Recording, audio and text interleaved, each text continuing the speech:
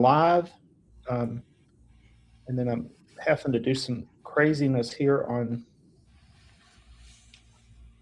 Telegram to start the new live. Okay. And I don't know why that's there.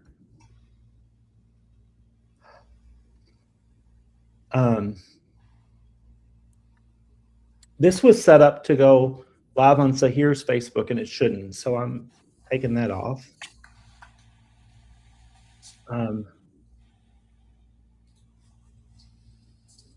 But it's not live on our Instagram.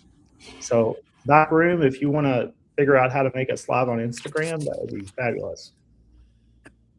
Oh my gosh, 21 people and all these questions already. Everybody's like on top of it. Hi, Ravi. What did you want to talk about first today? Hi, and hi everyone who's joining today.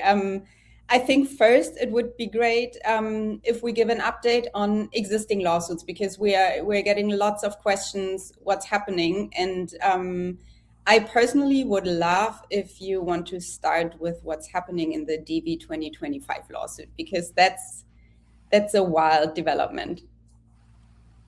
Right. So we had something happen on Friday that is really a DV miracle. And I'm going to explain it because it's out there, not because I expect that we're going to replicate this exact procedural series of events again. Okay. There's a news story about it, but then I've also got a letter from the government attorney. The news story: 17 Iranian visa holders enter the U.S. for Trump administration lawsuit. Basically, they were plaintiffs in Thine v. Trump, who the judge ordered they had to have visa decisions, even though they were subject to the travel ban. So they got visas printed that said subject to proclamation. Some of you are like, why would they do that? What's the point of that? Well, they were subject to the June 4th proclamation. They appealed that order. The government appealed that order. There were things we didn't like about it, things the government didn't like about it. It's got a hearing set on the appeal for February 19th. Our associate Garrett May will be making oral arguments if that hearing still happens. And the government on Friday decided to file a letter with the court, letting the court know that it's okay with them if these 17 applicants just entered the U.S. We did not expect this to happen, okay? And Ravi explained it really well on our TikTok, or I should say our IG, because our TikTok never got censored, or a reel that she explained that the way the government is explaining it to the court is these 17 applicants were subject to the first ban, but they were exception to the second ban because they had an issued visa. So there was only 17 people that had, only 17 DV 2025 selectees subject to the travel ban that had visas, and that was their exception. And so most of them, all but 3, have entered the U.S. Rabia, you met a couple of them, right? I met a couple, yeah. It was beautiful to welcome them at the airport after everything they've been through, and to applaud them for never giving up the fight. Yeah. And I got stuck in the airport due to the snowstorm. Oh no. How long did you spend there? It was only 90 minutes, but considering the airport is 15 minutes from my home, it was very awkward not being able to get home. I can imagine. And so for the people that like rabbit holes, that want to know exactly how, explain this, how did this happen? Okay, I'm going to show you the letter that the government filed with the appeals court on Friday. The case is Thine versus Trump, and this is the sentence that matters. It says those 17 plaintiffs had valid visas on the effective date of the new proclamation. Accordingly, that proclamation does not bar them from entering the United States. And it turns out it's true, because we had to work with the government attorney to make sure that everything was okay with their travel, but all of them but 3 have entered, and the other 3 will be entering before the 30th. Beautiful. Yeah, so this story does demonstrate something. Litigation is very unpredictable. None of us could have predicted this. Yeah. Okay. So that's an update on DV 2025. We don't know if that appeals hearing is going to happen or not. We've still got one other appellant that didn't have a visa, so it might. I don't know. So other litigation. For those that haven't been following us long, we have lots of pending lawsuits. We have about 7 pending lawsuits that are challenging Proclamation 10949 that came into effect in June. And about 3 or 4 of those judges have weighed in and said that the ban is lawful, but the way the State Department is implementing the ban is not lawful. In 2 of those cases, I think, Chuck, you filed an opposition to a motion to dismiss yesterday, right? Right. And that was on behalf for the Iranian and the 328. So 178 and 328. We talk in code in our law firm. We give every lawsuit a number. He's talking about Iranian students and Iranian employment-based. Yeah. So that lawsuit continues on their behalf. There's one in, there's a couple in California that are continuing. There's another in DC. There's one in Massachusetts. So we are still fighting the travel ban, but it is an uphill fight, and we don't want to do any more cases like that when we've got the pauses that is a much higher likelihood of success, and it's impacting a lot more people. So that's our focus right now. Is I say that. We also are filing group lawsuits against USCIS for the policy holds due to the December 2nd and January 1st memos that extend the travel ban to the people inside the U.S. in a weird way. Yeah. For the 45, 765, and N400. Right. And the N400 was supposed to be filed, I think, today, but it's not going to be filed today. We're going to send a draft of the complaint today, probably filed by Friday. So there is a development in that space. So everybody that is from a travel ban country waiting for a USCIS benefit, you know what we're talking about. It's these 2 policy memos. Okay. Here, I'm going to share my screen a little bit. Here's the 5 lawsuits we're onboarding now, but let's go with the 485. Okay. So it's policy memo 6020192 and 6020194. And so no 485 application can be approved while this hold is in effect if you are from a travel ban country. That's because of this paragraph 2 right here.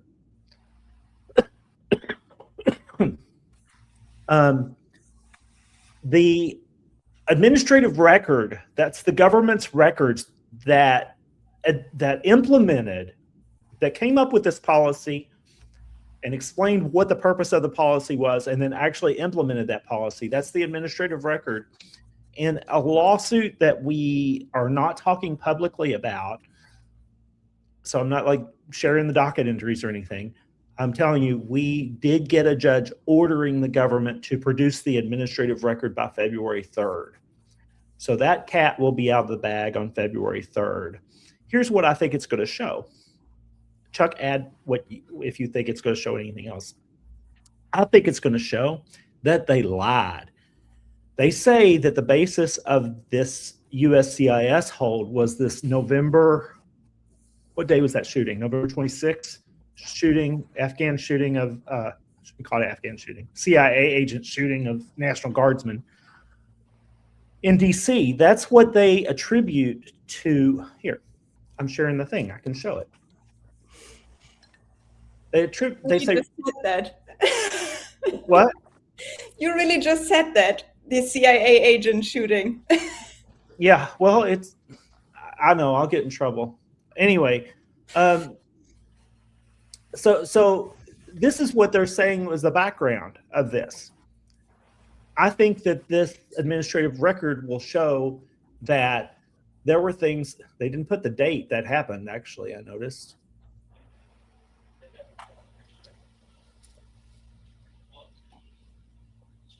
No, that's something different. So I think what it's going to show is that they were planning this beforehand. It had nothing to do with national security.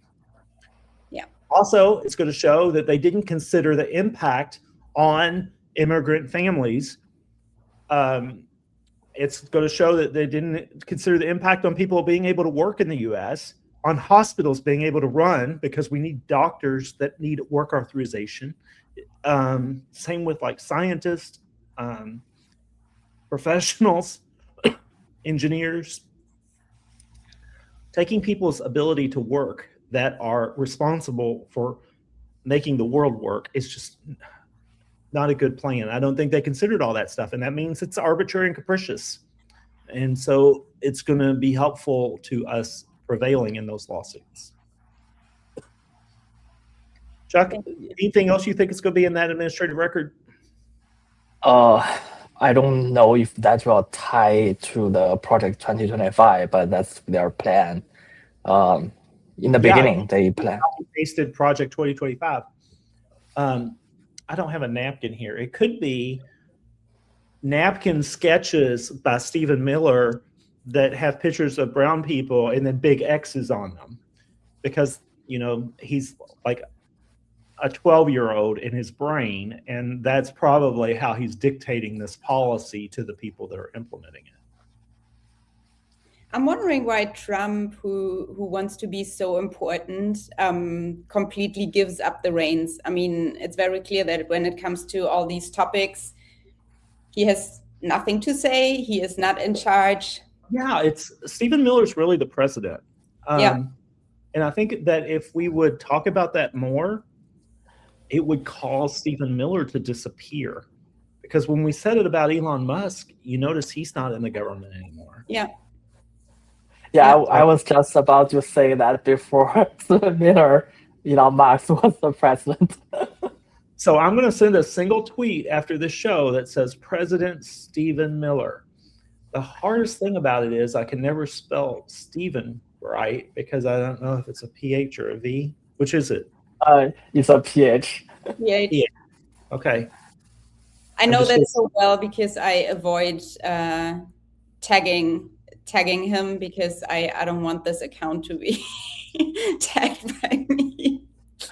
Well, I send one viral tweet a year. Let's see if that's it. Here. Okay. Watch we've got a billion questions. I don't even know why we're playing around like this, but let's I think it's good to give a general update, because the questions are all very specific. But if you two are through with general updates, I'm happy to jump into the questions.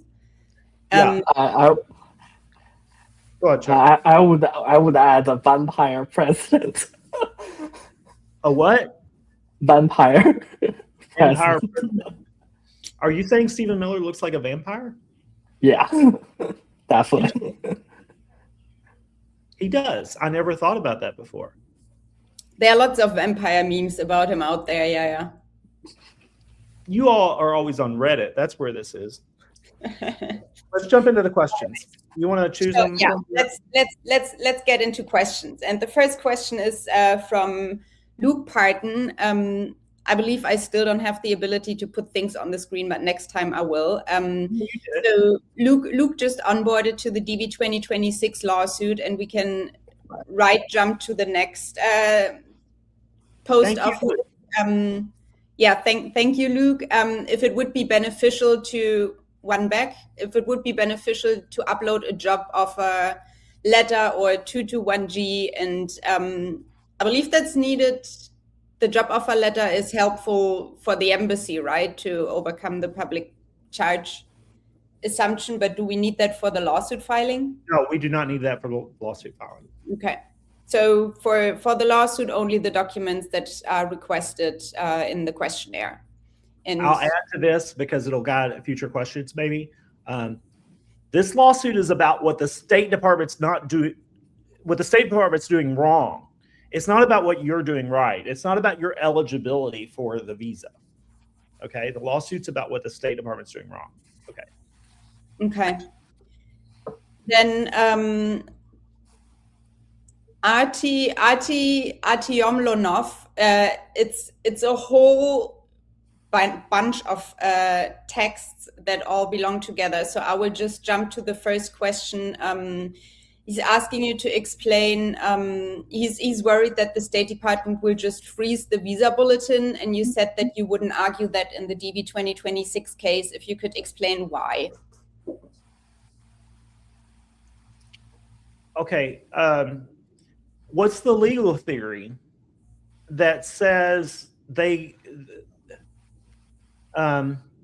no law around, there's no case law, there's no judges that have ever given law to support a challenge to the speed at which a visa bulletin happens. But the premise of the question is that they fear that the State Department will just freeze the visa bulletin without moving it at all. Right. So, okay, and here's so there's two things here. One is I don't think there's any case law to support that cause of action. But the second thing is I personally and professionally do not believe that's going to happen. It would be contrary to our experience in every single year where they've done essentially the same thing. In fiscal year 2020 and 2021, they had multiple barriers to DVs being issued visas. Proclamation 10014 was only one barrier that people remember, but there was also what was called, I'm going to give Chuck some trauma here, Diplomacy Strong, where they actually prioritize certain favorite categories over other categories, and somehow DVs ended up all the way at the bottom. So this is not new that the Trump administration decides that they want to try to sabotage the DV program. And in those other years that they did it, the visa bulletin moved faster because it's an algorithm based upon math and supply and demand. When they see when the algorithm sees fewer people being issued visas, it's going to increase the number of people. The job of the visa bulletin is to throttle expectations. And so what it's going to do is it's just going to make everybody current by June or July. That's my prediction. Okay. Britt Simon disagrees. Do either of you all disagree? I'm curious. I could be wrong. Disagree just for fun. I don't know. If we just follow that scenario, that if they actually freeze the visa bulletin, I think that's an abuse of a discretion. So that's probably something we can actually sue. Yeah, but how would you show it? Because the visa bulletin often doesn't move. Yeah, I mean, it's very true. But for DV, right? DV usually moves. Even for DVs, there's been times where it doesn't move from one month to another. In fact, there's been months where it's retrogressed. 2016, I can't remember, but there was one year where the DVs actually retrogressed. What that means is case numbers were current and then they were not current. Yeah. But I think we've answered the question, probably not going to be part of the lawsuit. Then the next question is, we can move on one further. When will the chat, the plaintiff group chat, be launched for the DV 2026? Do we know that? The Telegram group? I don't think we've discussed that in our team meetings. So we should be able to provide an update tomorrow after we have the team meeting. Good question. I think we have yesterday we had 10 families that have signed up. I don't know what the latest update is. Where would that be? Okay. But we'll circle back on that. Because very important, we like to have very specific conversation with plaintiffs that's different than conversation with the general public, because the general public includes government attorneys. There's a government attorney probably watching this video right now, and we don't necessarily want to tell them everything. Yeah. Also, we'll definitely email you everything. Email our plaintiffs everything. Questions 3 to 5, I think, are best addressed with the plaintiffs directly. It's about if there will be a public telephone conference with the court, whether you will ask the judge to ensure judicial oversight. I'll do one question at a time. So it depends upon the court. Some courts do that, some courts don't. Okay. If you ask the judge to ensure judicial oversight over the enforcement of a preliminary injunction if granted. Yes, but there's no judge that would not want that. Judges want to see their orders implemented. They don't issue an order and then go to a beach. They want status reports. They want to retain jurisdiction of the matter to ensure that their order was implemented. So. Yeah. And then lastly, if you are planning a live stream or session for Russian-speaking participants. I have concepts of a plan. We have a Russian-speaking paralegal who's recently rejoined us, who worked with us back on the Good Luck case. I'm going to say her name wrong, so I'm not going to say it. I know how to spell people's names, but I don't know how to say them. It's okay. Do you know? Is it Luna? I haven't been involved in the Arabic. It starts with a T. Give me a second. Her name is Takmina. Takmina, her name is Takmina. Sorry for jump scaring you. No, get you in the chat. It's okay. Stay with us. Yeah.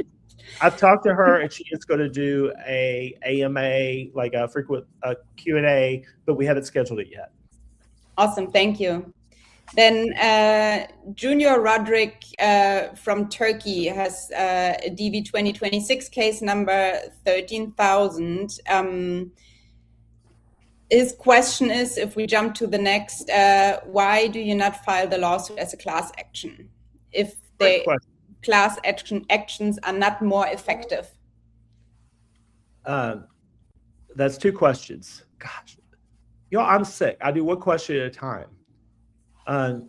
First of all, the reason that we do not file class actions is because the year 2021, there's probably one person watching that was a plaintiff in Jacob versus Trump, where I spent from January, Chuck was with me then too, January to August trying to get class certified.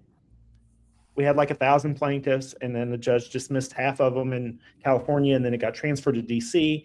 And over the course of that 8 months, we had filed the motion for class certification 4 times, and it got denied each time. And the judge is like, file it again.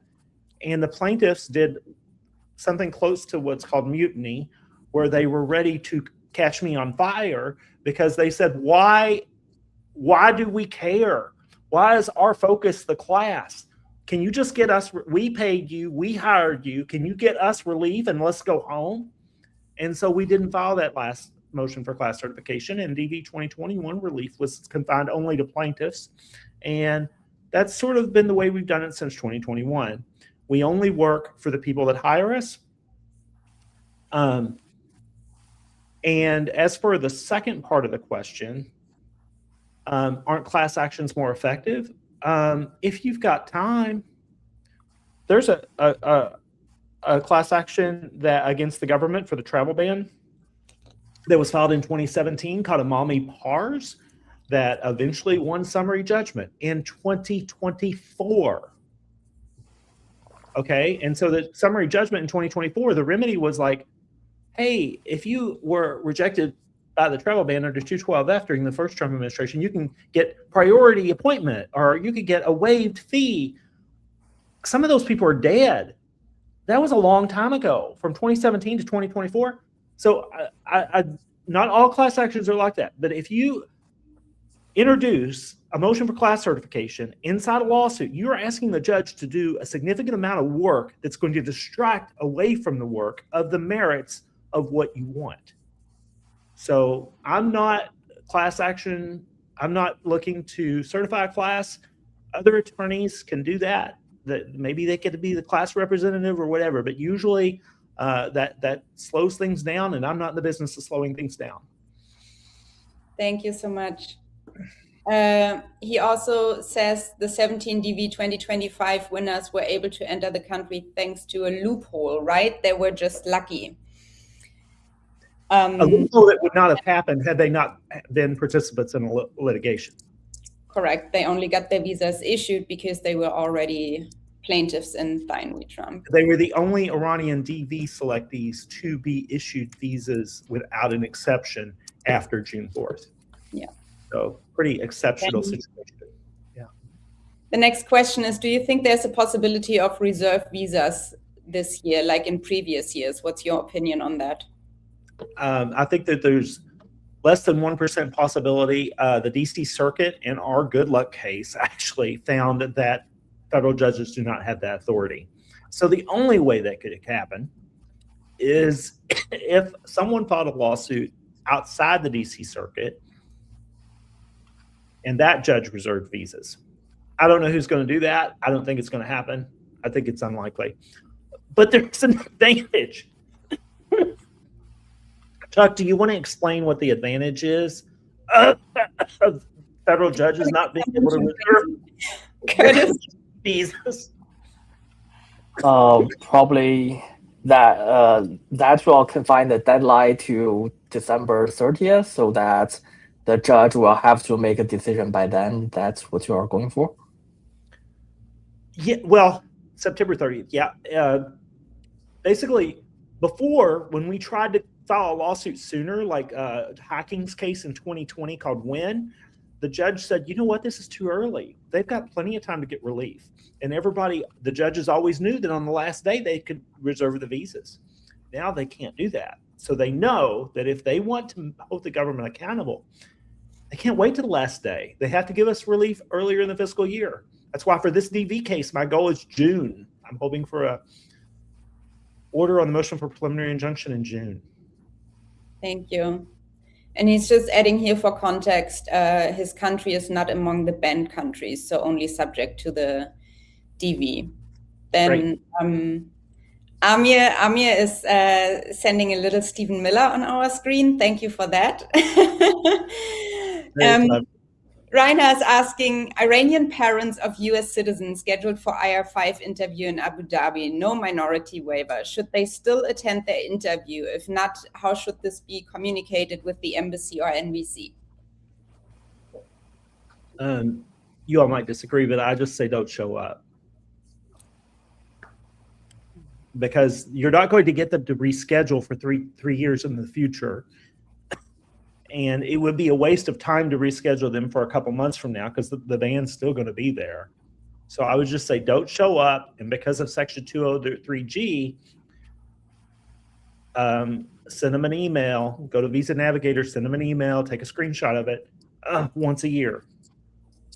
As you suspected, I do disagree, but simply because I know how backlogged the consulates are, and Abu Dhabi is one of the most backlogged consulates these days.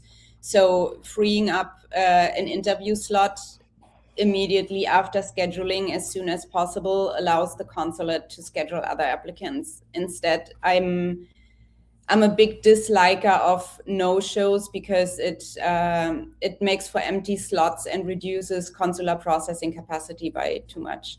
This is a great conversation. Do you have a template for canceling the interview without canceling the visa application process? We just say, we decided not to attend the interview.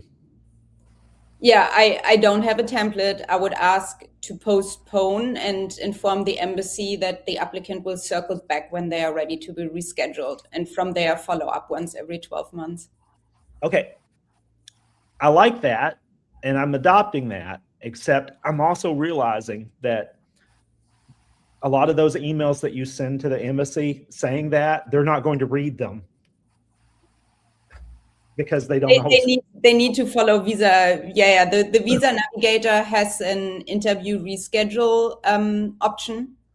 Okay. So if that is being used, they are typically worked on fairly quickly because the consulates are capacity sensitive too. You and I need to, like, we have time to do this, make a video showing people how to do that, because there are thousands of Iranian families that need to do that.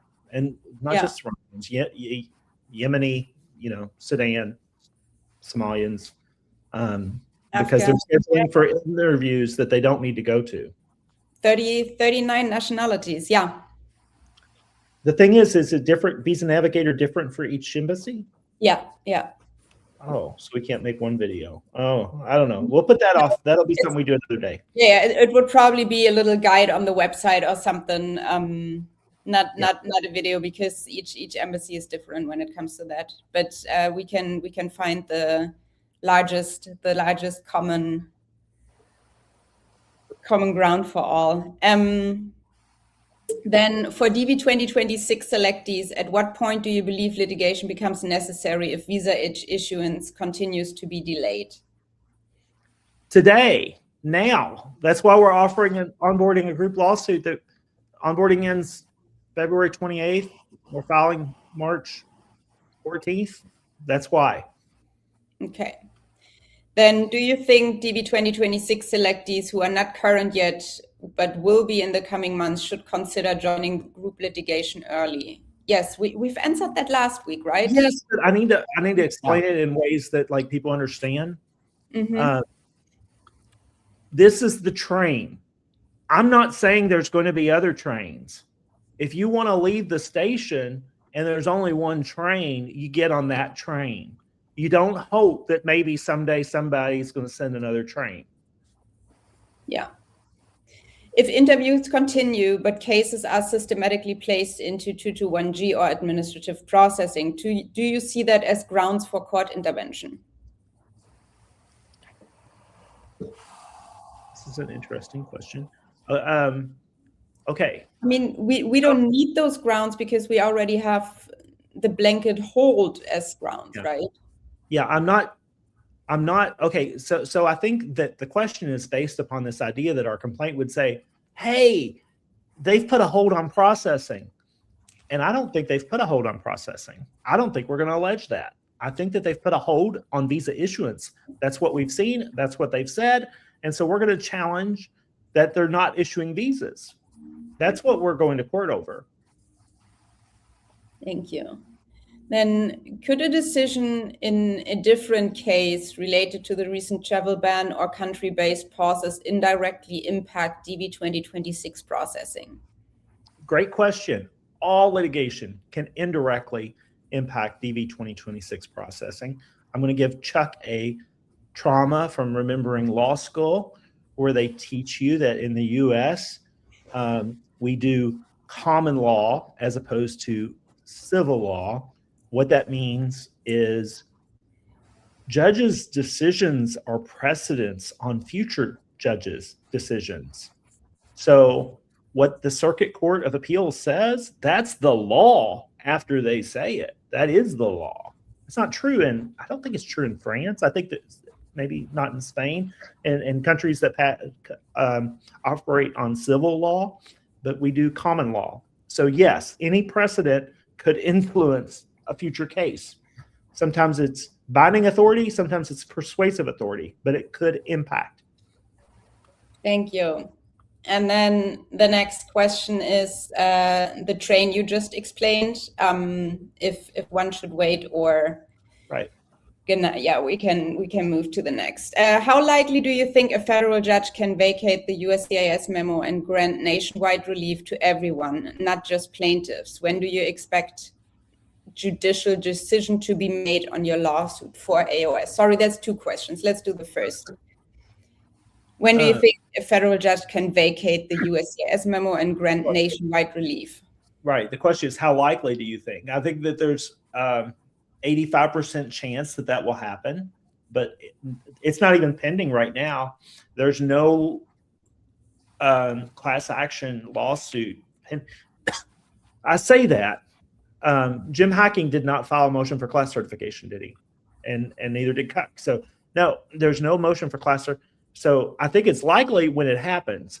The last I heard a couple weeks ago was that there were some nonprofits that were circulating an agreement that they were going to work together to do it. But I wouldn't expect that to come together until they see one of us have success. And I don't blame them, because that'll tell them what court to file it in. And the first court that has success is probably the court where you file the class action. I will say that, let me see here. We could skip to the second question. Okay. No, the second part of that question. When do you expect the judicial to meet on your lawsuit? Okay, you say my lawsuit as if we haven't filed 5 of these. Okay. We have a hearing in an individual case that we filed for someone in Northern District of California. And I don't know, we're getting the administrative record on February 3rd. I think the hearing is February 10th. I need to check. I need to buy a ticket too. Wouldn't you hate to sit beside me on a plane? I never put it on that calendar. I had a hearing in February. In that case, Maryland, they haven't set a hearing yet. The other case in Northern District, California, we have a hearing in the first week of March. So I think we're going to start to get orders regarding the memo toward the end of February, middle of March. That's my hope. Could take longer. Thank you. Then Haja is asking, I'm a DV 2026 winner. My DV interview was on December 16. The visa was printed, then marked canceled without prejudice. Given this, could a legal case be filed and might it work in my favor? Great question. I've answered this question earlier today somewhere. You could file a lawsuit against a very specific policy that the State Department has on when they can do that. But it would be just an individual case for you and maybe some few other people, and it would cost like $25,000. What makes more sense, since you're a DV 2026 selectee, just participate in the group case. Sounds good. Thank you. Is this live to discuss the upcoming 75 countries IV lawsuit? Also, where to submit questions? Here, submit them in the chat, and we'll go through them.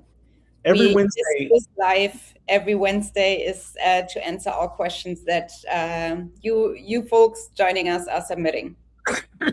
Yeah. Trump previously faced setbacks from the federal court in 2020 and 2021. Would they want to go through the same situation again? In other words, continue with the pause? Yes. They don't want to. Right. It's the narrative that they want in the country, that they're fighting immigrants and liberal judges are rogue and they're siding with immigrants. They fundraise off of nativists that way. That's how they keep their power. As long as they keep saying immigrants bad, white people good, that's the train they're on. Thank you. Then the next question, the 75 country pause, any predictions, any ideas how long the pause is going to stay in place for? Until we're able to depose President Trump after, I shouldn't say depose. When I say depose, I mean like after he stays president, when he's supposed to leave. They do not want to end the pause. So the only way this pause is going to end is through judicial intervention. And so there's a big question there, like big uncertainty. We don't know the answer. Thank you. Then we move on to Shaba. How soon will you onboard the I-140 challenge? February. I don't know who's doing the questions, but we can move forward to Shaba from YouTube. There is a lot of demand for a lawsuit challenging the USCIS memos on behalf of people that filed I-130 and I-140s, and we hope to get to those cases in February. Thank you. Then Imran Bangali is asking, can you please explain the name aspect that you had put in the 75 country group, understanding that it will raise your profile in a Google search? Oh, that's the name plaintiff question. Yeah, it's a great question too, because it's something that I've been dealing with since 2018 and I've never really talked about. One person has to be the first name plaintiff. You can't file a lawsuit without a first name plaintiff. You have to have somebody listed first, and that person's name becomes the default name for the case. There's been times where we've used a nonprofit as a institutional plaintiff. I wanted to do that recently, and I got pushback on it because immigrants didn't want to be associated with their advocate nonprofits. So we have to list somebody first. Usually when it's a big case, it's going to get a lot high profile. I go around and try to find somebody that is okay with their name being first. It means that, like, when you Google your name, it's going to come up this lawsuit for the rest of your life. But it also means that when your grandkids are sitting in law school and they're like going through a law book and they're learning about case law and the history of case law in America, they're going to see their name in the book because their grandmother or their grandfather decided that they were going to be the first name plaintiff. That sounds crazy, but I have talked to law professors. Almost every law professor has had that happen, where a descendant of someone, they're reading the book and they find out about one of their grandparents or something that was in part of a Supreme Court case. So you're becoming part of history if you're the first name plaintiff. But I don't want you to be part of history if you have a hard name to spell. As we covered earlier, I have trouble spelling Stephen. So if your name has 20 consonants, set this one out. I just want. That's where Curtis is pulling favors. Okay. I think we just, here we see, I'm definitely going to change my name after naturalization. I'm actually learning your name, Argilam Nova. So anyway. So Tatiana is asking, for those who will get their interview already by the time you have success in your lawsuit, could you please explain how it's going to look like step by step after a lawsuit win? No, but I'll tell you who will. The judge. When the judge issues their order, they're going to be very specific in what they want to happen. Thank you. Very important here. Lawsuit, visa applications, they're always separate. They don't merge. The judge doesn't start issuing visas. They don't get a new printer and start issuing visas. Consular officers still follow the existing processes, except they're accelerated the way that the judge orders them to happen. Thank you.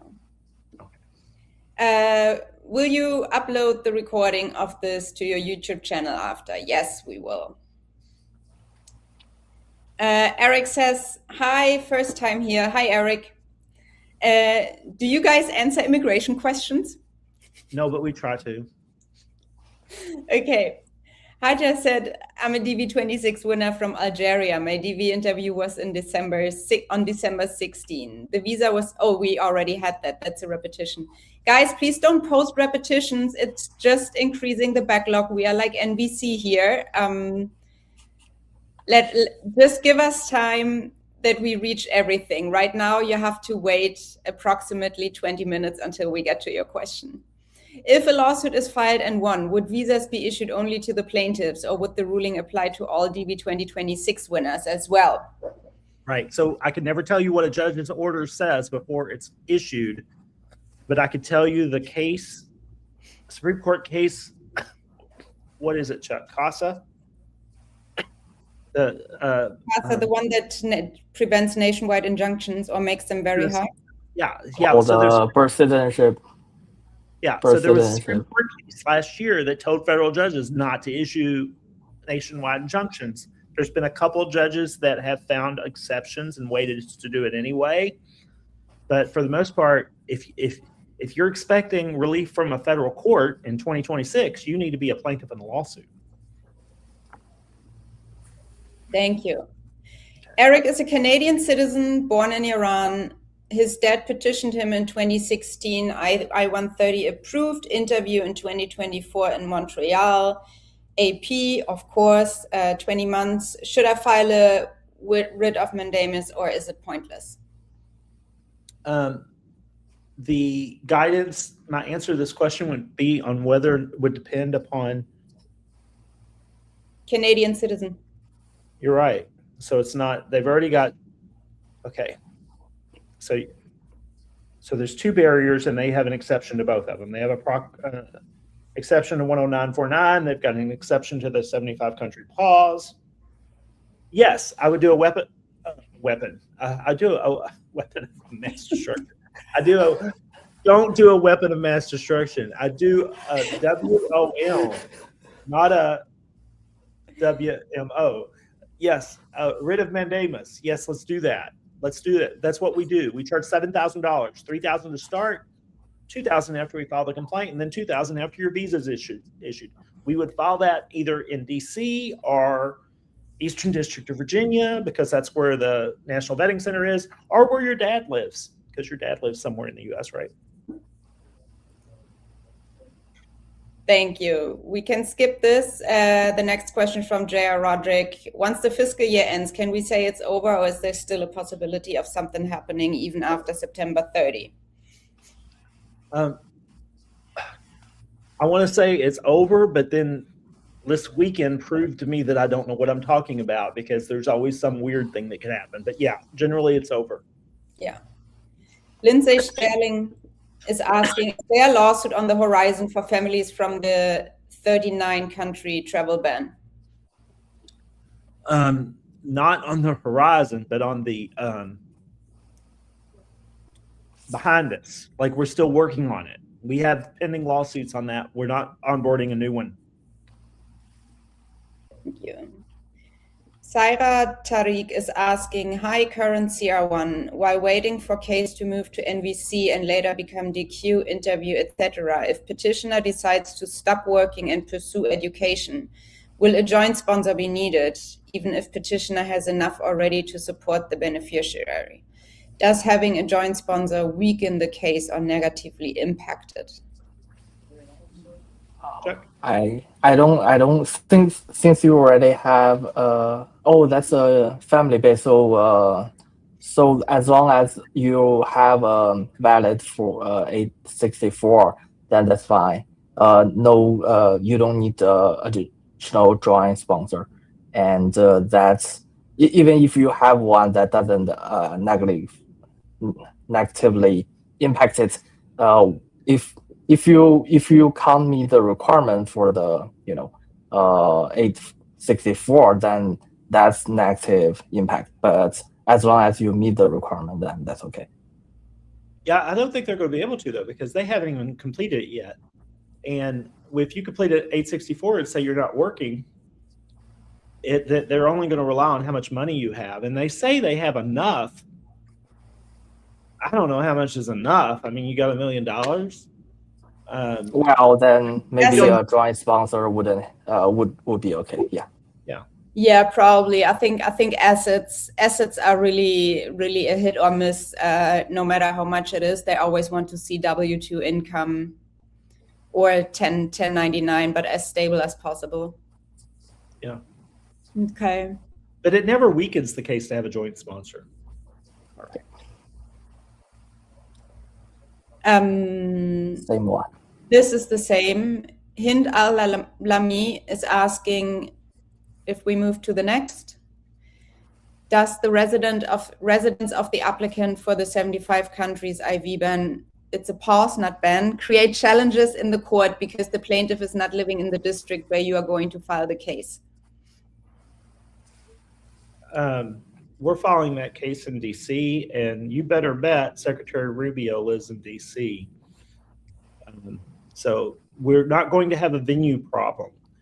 A lot of lawsuits, group lawsuits, will have a venue challenge. When we're suing the State Department in DC, they can't complain. That's where they are. Their building is a 10-minute walk from the courthouse. Okay. Then the next question is also from Hind. That's a confirmation. Thank you, Chief. Oh, somebody's paying attention. Like it. Yeah. No action on family immigration cases for a year makes the case expire. Now that no action is being made for a year is partially due to the pause. Would these cases still expire, or is it different? I'm so glad you asked this question, Hen. So you're talking about INA Section 203G. And INA Section 203G is probably unconstitutional, and no lawyer has been able to prove that yet, because all you have to do is sue them after they say an application is expired, and they're like, okay, fine, and they reinstate the application. And so no judge gets the opportunity to say, this is stupid. You can't expire a visa application when you're the one causing the problem. So I would just follow the rule. And the weird little rule they have in the Foreign Affairs Manual that just says stay in touch with them once a year, and it won't expire. And if it does expire, it always says, what's it say? How long? Expiring soon? What's it say that? Like 2 months? After 12, I think after 12 months, no.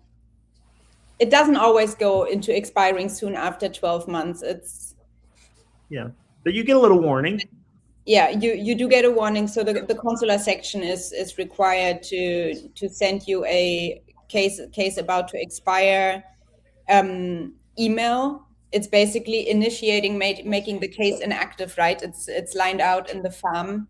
They have to send an email, and the applicant must be given the chance to respond, explaining why they were inactive for so long, and to request that the case remains open. But I believe Hin mentioned in the question before that they are still waiting for I-130 approval, and the 1 year contact requirement only starts at NVC after the visa application has been submitted. That is not a USCIS requirement. So just wanted to add that in case she's asking about USCIS. Curtis, of course, everything depends on the judge. But what do you personally think? What percentage chance would you give us the DV 2026, and what percentage is left to prayers? Was it 85 that you said last week, or am I putting words in your mouth? What else is he talking about? The DV 2026.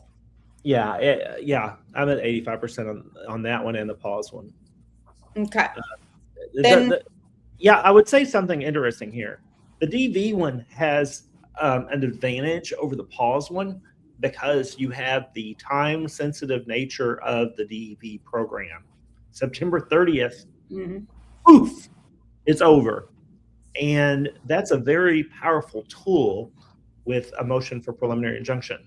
That's a nice fact. So,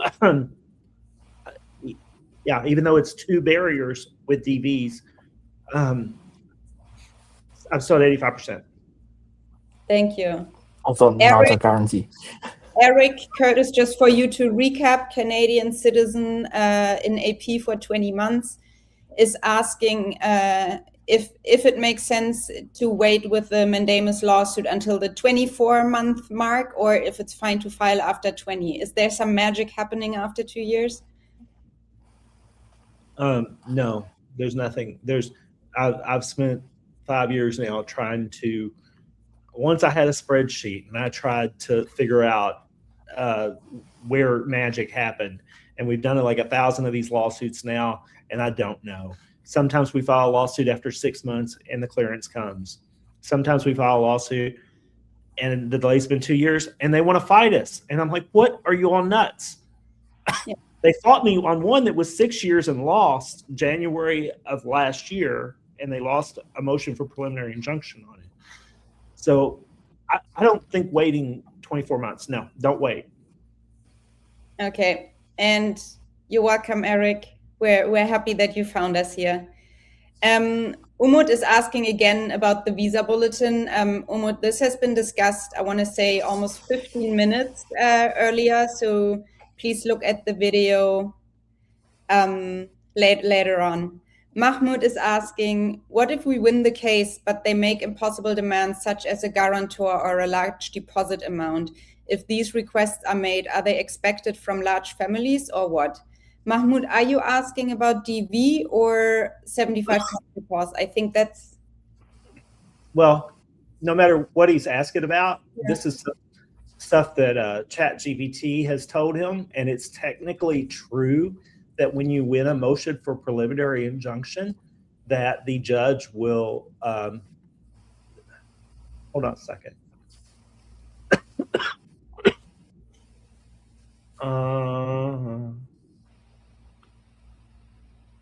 I had to mail $1 to, there it is. Look at this. For Thine versus Trump, I had to mail $1, and they just dismissed that case, and I want to get that $1 back. Somebody on my team, make it your task to find out the procedure to get that $1 back, because I want to get that $1 back and I want to frame it. But in Thine versus Trump, she ordered me to post a bond for $1, and I had to send $1 to DC, spent $36 to overnight it. Yes, a judge could issue a bond. It's going to be $1. Don't stress that. And if it's $10, I'll pitch in and cover the other $9. It'll be okay. Okay. Then next question. Barry is asking, can you let us know what are the plaintiff countries that have signed up for the 75 country lawsuit? I can. I actually just pulled that info earlier to send you, Curtis, the update. So if you want, I will share today's update. Yeah, and also in the future, you're welcome to share that directly with people. Okay, so we currently have 27 families, 62 individuals from 10 countries that have signed up. The countries are, and sorry, I'm looking so crazy. I have it on a different screen. Bangladesh, Belarus, Egypt, Guatemala, Iran, Kazakhstan, Morocco, Pakistan, Russia, and Uzbekistan. And right now we have Russia and Pakistan going head to head on who has the larger piece of the pie in terms of plaintiffs. But the others are starting to catch up. That's great. Okay, so I could go ahead and tell you the DVs too. We've got 14 families, and they're from Russia, Chile, Congo Democratic Republic, Germany, Iran, Italy, Morocco, Turkey, Ukraine, United Kingdom, with most of them being from, the biggest percentage being from Russia. Awesome. And I believe that marks completion of the questions. Wonderful. At the top of the hour. Perfect. So everybody, be healthy. If you're in a place that's experiencing turmoil, particularly like Iran or Minnesota, our thoughts are with you. Or if you're in some place that's really, really cold, we hope that you stay warm. I don't know. Those things shouldn't be all together. My apologies. Yeah, it's hard in many places. I think we would spend another hour if we would go over all the places we want to send an uplift to. Yeah. Yeah, that's true. All right. So everyone, just because we are trying to make this this hard topic a light-hearted one and joke around, of course we have all of you on our minds, and I think every one of us is trying to do more than humanly possible to make all this a little bit easier. Yep. So, thank you all. Goodbye. See you next Wednesday. See you. Stay safe. Get better.